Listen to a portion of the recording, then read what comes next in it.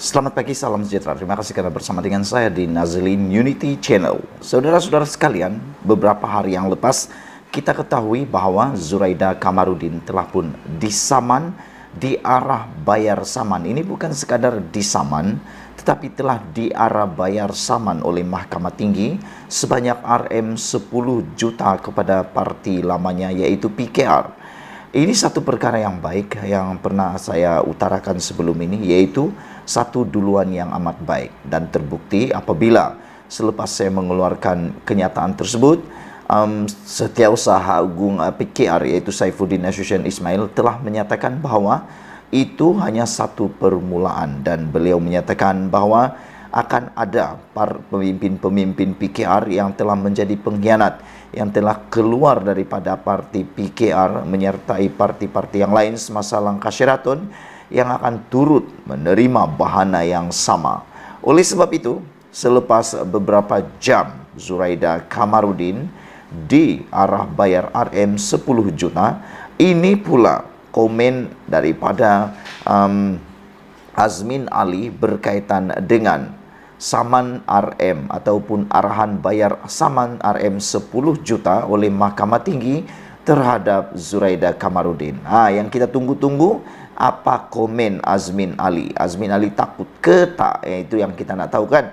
Anda nak tahu? Ikuti terus ulasan ini. Baiklah, saudara-saudara sekalian, Azmin Ali ialah antara orang yang terlibat dalam langkah Sheraton yang menyebabkan kerajaan Pakatan Harapan telah pun tumbang gara-gara pengkhianatan beberapa orang pemimpin parti PKR dan juga parti-parti yang lain. Saudara-saudara sekalian, ini komen Azmin Ali. Azmin Ali kata beliau yakin Zuraida akan menang peringkat rayuan. Wah, dia takut ke? Kita nak tanya macam tu soalan kepada Azmin Ali. Selepas Zuraida disaman 10 juta itu, berjaya disaman 10 juta, Azmin Ali dia takut ke? Sehingga Azmin Ali yakin. Beliau kata dia yakin Zuraida menang peringkat rayuan. Tak tahulah dari mana keyakinan Azmin Ali ini yang boleh menyebabkan Zuraida Kamarudin menang di peringkat rayuan. Saya tak tahu dari mana dia boleh yakin. Pengerusi Perikatan Nasional PN Selangor Muhammad Azmin Ali berpandangan keputusan Mahkamah Tinggi yang mengarahkan Zuraida Kamarudin membayar Rm 10 juta kepada PKR bukan pengakhiran.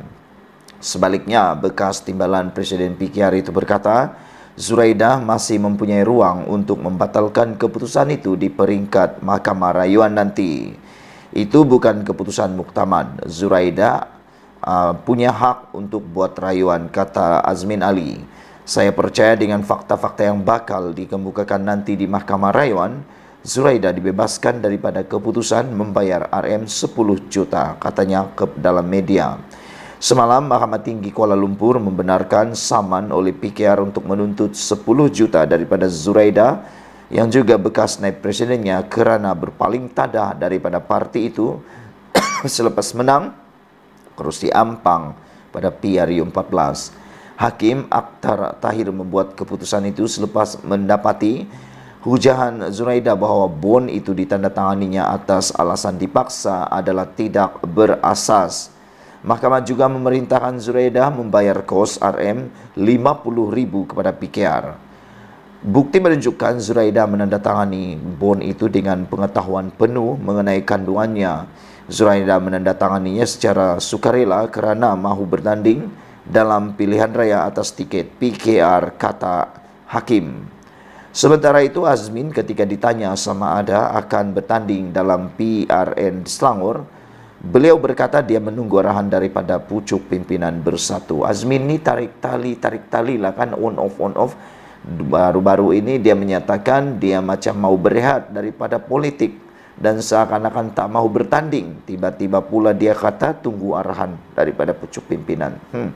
Penyandang kerusi DUN Bukit Antarabangsa itu berkata, meskipun sebelum ini mengumumkan untuk bercuti seketika daripada politik, dia akan akur untuk bertanding jika diarahkan oleh partinya. Sebagai orang parti, saya akan patuh kepada arahan parti. Saya tunggu arahan parti, kata beliau.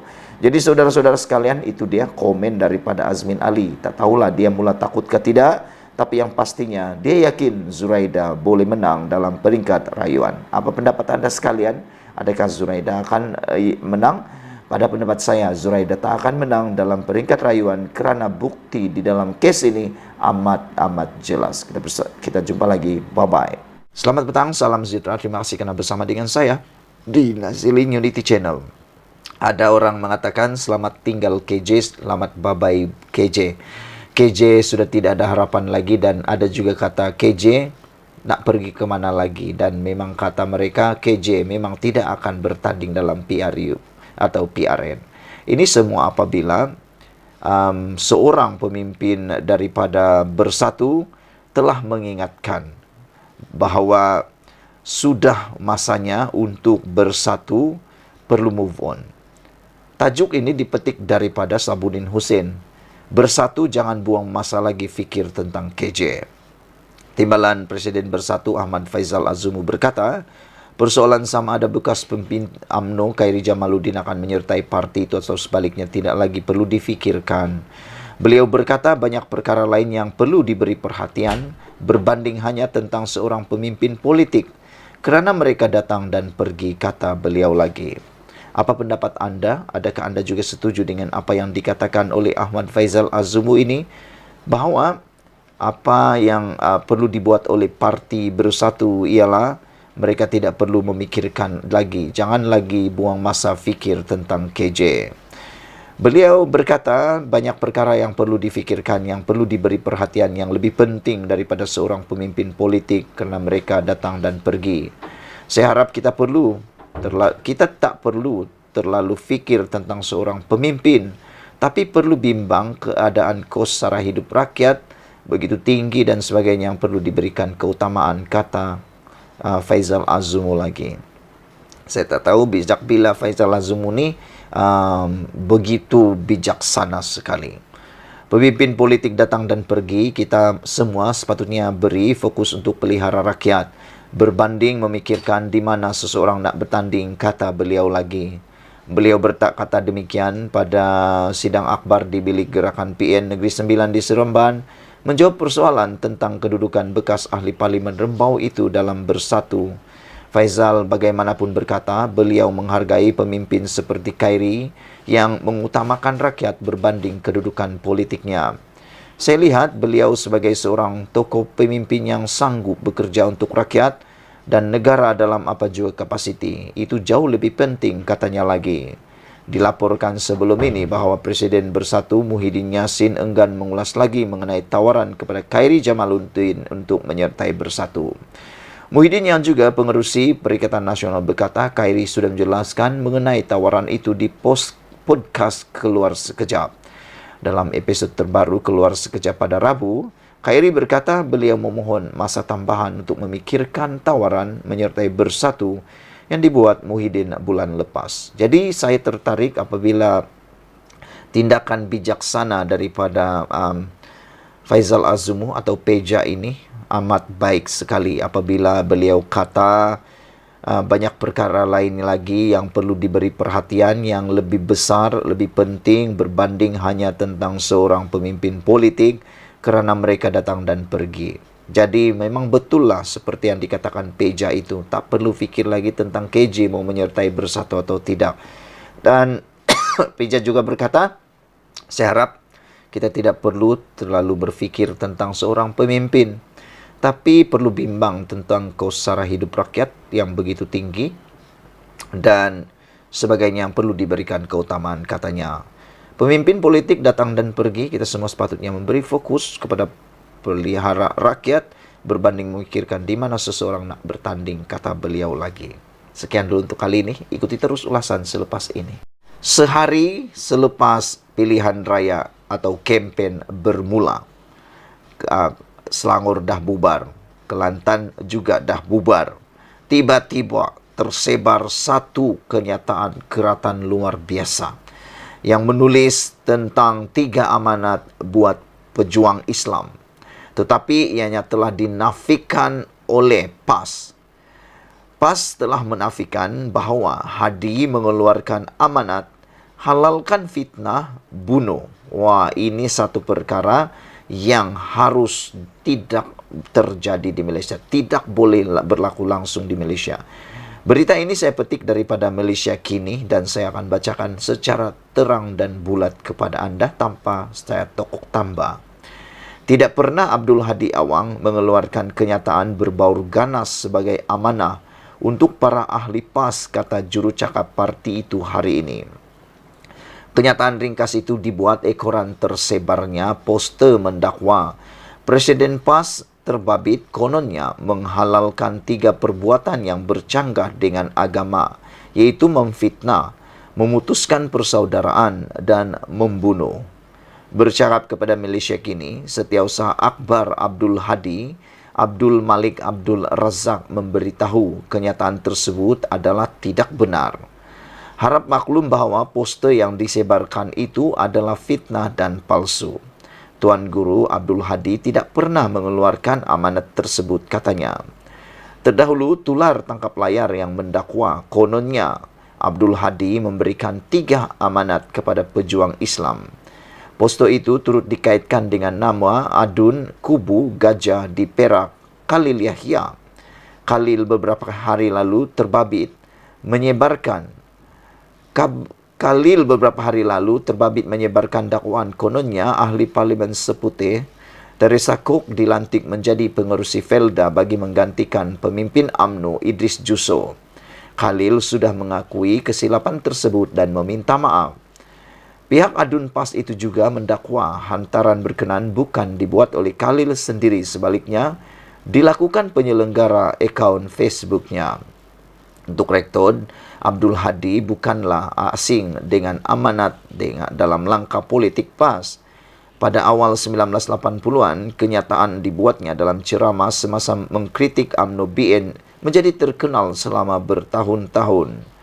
Kata-kata ucapan disebut Abdul Hadi di Banggol Peradong, Kuala Terengganu pada April 1981 itu kemudian dikenali sebagai amanat Haji Hadi.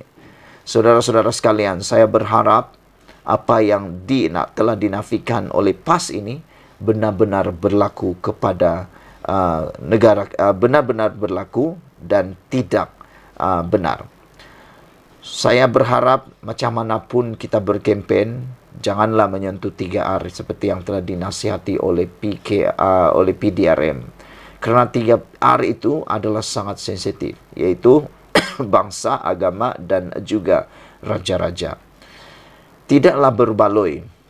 Sekiranya anda mungkin menang dalam pilihan raya itu, tetapi keharmonian Malaysia terjejas. Apalah gunanya anda menjadi ahli parlimen? Apalah gunanya anda menjadi ahli Dewan Undangan Negeri?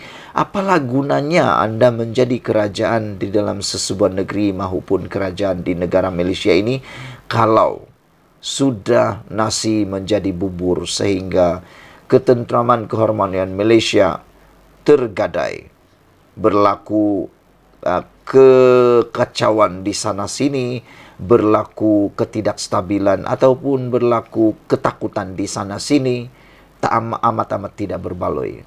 Janganlah kita sampai terjadi yang dipanggil nasi sudah menjadi bubur, barulah kita terengada. Sekian dulu untuk kali ini, ikuti terus ulasan selepas ini. Selamat petang, salam sejahtera. Terima kasih karena bersama dengan saya di Nazili Nudity Channel. Isu yang hangat pada petang ini daripada media sosial ialah apabila seorang pemimpin DAP iaitu Tony Pua menulis dan menggelar Barisan Nasional sebagai pakatan yang korup dan menyatakan bahawa beliau kata harap PH bentuk kerajaan sendiri. Sebelum saya teruskan ulasan kali ini, jangan lupa tinggalkan komen anda, tekan butang subscribe. Saudara-saudara sekalian, ada 2 perkara isu pokok dalam ulasan kali ini. Pertama, siapa liability dalam kerajaan perpaduan pimpinan Anwar Ibrahim pada waktu ini? Adakah DAP ataupun UMNO Barisan Nasional itu sendiri? Sebelum anda memberikan apa-apa ulasan, anda jawab dulu 2 persoalan ini. Siapa liability di dalam kerajaan perpaduan ini? Adakah DAP ataupun UMNO Barisan Nasional? Jika Anda dapat menjawab dua persoalan mudah itu, Anda akan ikuti dan Anda akan dapat mengulas politik dengan lebih baik. Kita kena berfikiran matang dan kita kena berfikiran terbuka. Walau bagaimanapun, tindakan Tony Pua mengecam ataupun menyelar Barisan Nasional dengan menggelar Barisan Nasional sebagai pakatan yang korup dan beliau berharap untuk PH bentuk kerajaan sendiri adalah satu komen yang amat sensitif dan amat melukakan UMNO dan Barisan Nasional yang mana pada ketika ini berada dalam kerajaan perpaduan pimpinan Anwar Ibrahim. Sehingga pada waktu ini timbul pelbagai persoalan besar yang berkait dengan perkembangan terkini Tony Pua menggelar BN Pakatan Korup tersebut. Ada beberapa pemimpin daripada UMNO yang paling lantang, iaitu Ashraf Wadi Dusuki dan beberapa pemimpin yang lain mendesak DAP jangan mencalonkan Tony Pua dalam PRN. Ada juga yang mendesak MCA atau MIC kalau saya tak silap telah pun mendesak DAP kalau berani, kata mereka, ambil hukuman yang paling setimpal dan berat terhadap Tony Pua. Dan mereka tidak keberatan untuk mencadangkan DAP memecat Tony Pua daripada kerajaan ataupun daripada parti tersebut. Walaupun Anthony Loke telah menyatakan bahawa kenyataan daripada Tony Pua itu tidak mewakili DAP, namun telah menimbulkan pelbagai persoalan besar dan lebih memanaskan lagi dunia politik Malaysia dikala kempen pilihan raya sudah bermula pada hari ini. Dan salah seorang yang lantang bercakap, iaitu Isham Jalil, juga mengatakan bahawa BN sedia untuk jadi pembangkang, DAP boleh tinggalkan UMNO. Saudara-saudara sekalian, apa yang menjadi persoalan kita ialah apabila Isham Jalil mengatakan perkara tersebut, iaitu BN sedia jadi pembangkang, DAP boleh tinggalkan UMNO. Kita pun tahu DAP dan UMNO sebenarnya tak pernah bersepakat sebelum terbentuknya kerajaan perpaduan. Tetapi oleh kerana titah ke bawah Duli Yang Maha Mulia yang di-Pertuan Agong, maka terbentuklah kerajaan yang menggabungkan seteru politik utama di Malaysia ini. Isham Jalil, ahli Majlis Kerja Tertinggi UMNO, mengatakan bahawa Tony Pua yang menggelar Barisan Nasional sebagai pakatan yang korup harus dibidas. Menurutnya, Tony Pua disarankan untuk memberi cadangan kepada pemimpin parti DAP supaya meninggalkan UMNO daripada kerajaan perpaduan sekiranya parti itu dilihat terlalu korup.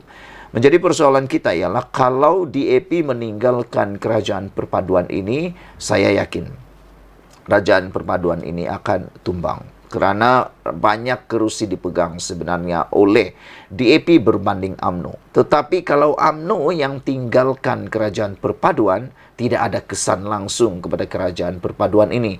Meskipun kalaupun pemimpin-pemimpin UMNO, Barisan Nasional, mendesak Zahid Hamidi supaya tarik sokongan ataupun tidak lagi menyokong Anwar Ibrahim keluar daripada kerajaan perpaduan dan menyertai mana-mana gabungan ataupun berdiri sebagai pembangkang seperti yang dikatakan oleh Isham Jalil ini, maka tidak akan ada apa-apa kesan kepada kerajaan perpaduan.